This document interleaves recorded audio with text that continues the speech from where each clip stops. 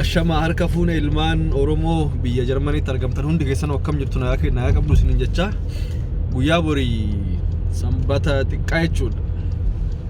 Saturday qophii guddaa wayiitu jira. Obboleessi kennaa Umnul Faaruq kitaaba ajaa'ibaa barreessee uummata Oromoo biraan ga'uuf deema. Kitaabichi qabiyyee hedduu of keessaa qaba. Dhugaa dubbachuuf biyya alaa kana ta'anii kitaaba barreessuun hagam takka akka ulfaataa ta'e namuma biyya alaa jiraatu beeka. Especially biyya Jarmaniitti waan laafaa miti.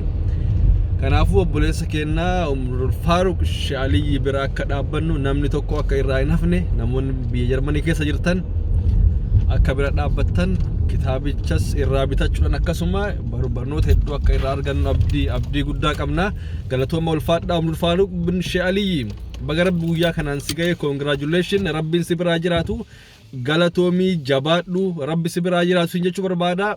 Bye bye.